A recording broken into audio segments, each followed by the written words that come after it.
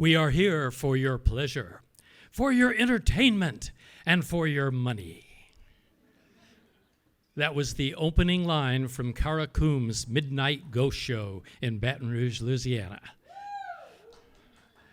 Midnight Ghost Shows typically had a classic horror movie like something with Lon Chaney or Bela Lugosi or my personal favorite, Boris Karloff. And then they'd have a spooky magic show and then a blackout where ghosts and monsters roamed around the audience. And I was there with my best friend, John Shakespeare. We were both magicians. We both loved horror movies. And so we went to all the Midnight Ghost Shows. And this one advertised, "You will be thrilled at the materialization of Lady Godiva live on stage.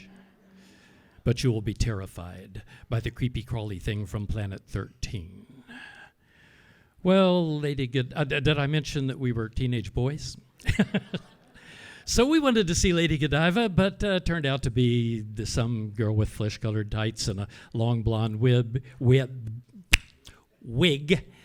Easy for me to say. And she was sitting on a plastic horse like you have in front of the supermarket. I mean, and the creepy crawly thing from Planet 13, it was a little firework disc. We had played with those New Year's Eve. We were neither marvelous or terrified. And as we were leaving, we started talking about it. Why are these shows that sound so exciting so lame? I mean, we're magicians. We could put on a better magic show than that, but there was no way we could do the horror movie because this was many, many years before you could just go pick up a VHS tape from Blockbuster Video. And then we had a brainstorm. You see, we loved horror shows and we loved magic shows, but we also loved the horror hop. Oh, I told my friends I was going to make that mistake. No, the record hop. It's called a record hop because, yeah, the DJ, the disc jockey, actually plays records. 45 RPM vinyl, a popular song on one side and a not so popular song typically on the other. And sometimes they called them sock hops because you weren't allowed to wear your street shoes on that polished wooden gymnasium floor. And we loved, did I mention we were teenage boys? This was a place to meet teenage girls, and we had to pay $0.25 to get in. Okay, you don't seem impressed. But according to my computer, which knows everything, 25 cents in 1959 would be $2.67 today. So there. And we didn't always have 25 cents, and I can remember getting on our bicycles and driving around the neighborhood looking for discarded soda bottles because they had a 2 or 3 cent deposit on them. And eventually, most Fridays, we would wind up at the WLCS record hop. And here was the idea. What if instead of a horror movie, we combined the magic show and the blackout and all of that with a record hop? We could call it a horror hop. That's where the idea came from. And now, I was already wanting to be a magician. I was learning how to sell my magic shows. And John was thinking he might want to be a disc jockey, so he had friends at the radio station. And so we put a proposal together, went down to the radio station and explained to them that, by doing something different like this, they would get more people to their record hop, and that would mean more listeners for WLCS, the top 40 radio station. They bought it! Yes! And they said, it's early in October. Let's do it the Friday before Halloween, and we'll call it the Halloween Horror Hop. We were in. We went to the dime store and bought up all the spooky Halloween decorations we could find. Fortunately, I had recently bought a bunch of stuff from an old retired vaudeville magician, which included a lot of rubber over-the-head masks and some plywood skeletons that were painted with luminous paint. So we had some pretty cool stuff. But the first thing we needed to do was the advertising. We got to get lots of kids to this thing so that it's a success. And one of our other friends was Rhett McMahon. He had a little recording studio behind his house. He called it Elite Productions. And for the 1950s, he had some pretty amazing stuff. He had a really good recording studio. And so we started writing ideas for promoting the Horror Hop. And now we take you to Dr. Melvin, the mad monster magician, in his laboratory. Dr. Melvin, what are you doing? I'm practicing sawing a girl in half. Oh, Dr. Melvin, that's amazing. How do you do that? I don't know how to do that. That's why I'm practicing. It's Spec-Dracula. It's spooktacular. It's terrorific. It's the WLCS Halloween Horror Hop. And we took those tapes down to the radio station, figuring that would give them some ideas. They played those tapes. We were on the air. It was so much fun. But now it's time for rehearsals. And so we get all the stuff together, and we get permission to use the the recreation center where the record hops are always held.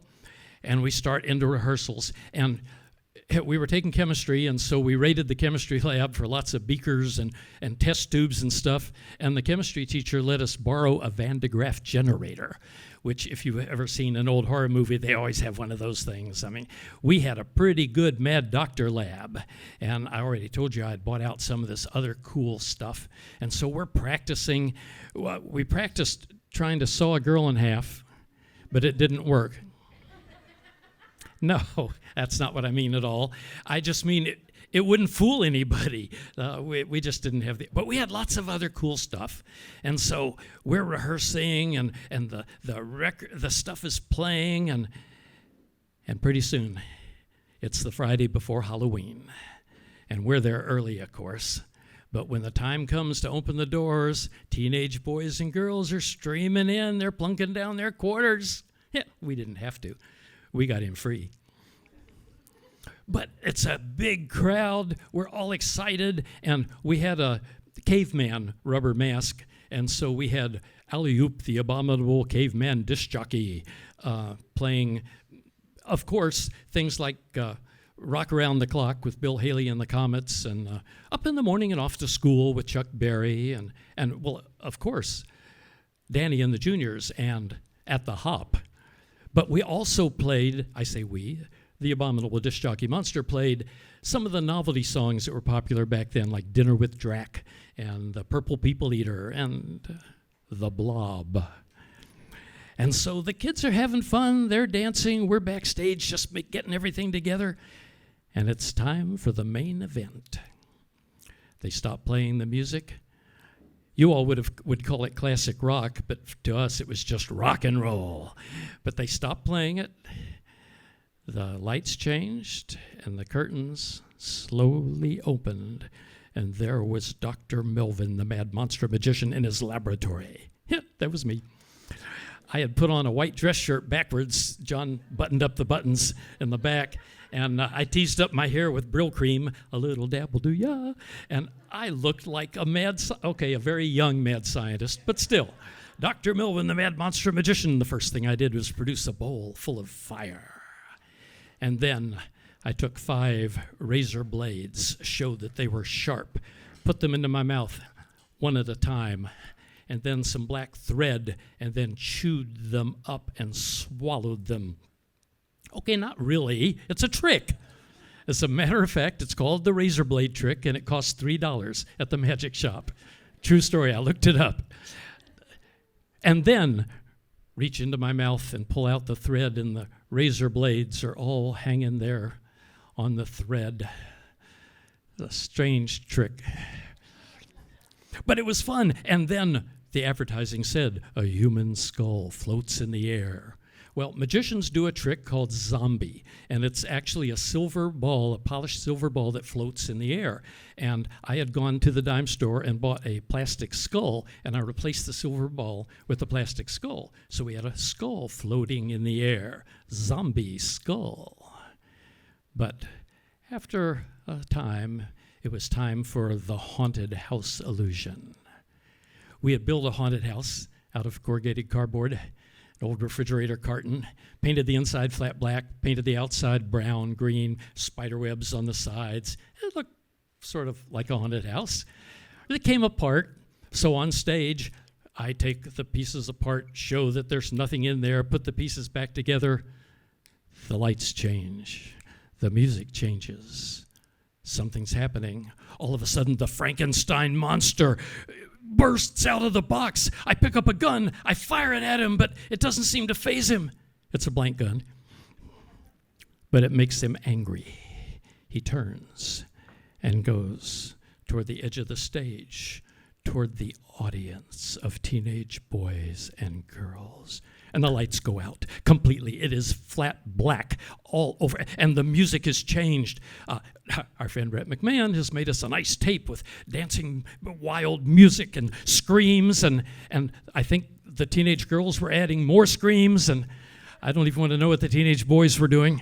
But what we were doing, John pulled off the Frankenstein mask. Each of us picked up one of those plywood skeletons, and they were pretty cool. They were more than 5 feet tall, painted with 2 different colors of luminous paint, so they looked really cool. And those skeletons are dancing, and screaming is happening all over the place. And after what seemed like an hour, but probably less than a minute, we quickly took the skeletons, turned them around so the audience couldn't see them anymore, took them off stage.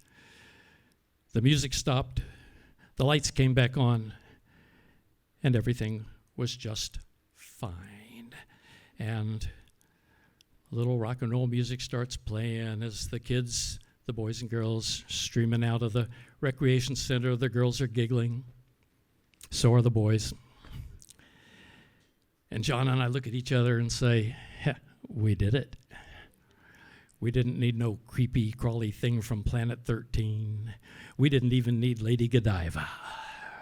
We did it. And the radio station was so pleased that they didn't wait till next Halloween to do it again. They said, let's do this every couple months. We'll just call it the Horror Hop. And so, finally, the Halloween Horror Hop was over. And so was my story.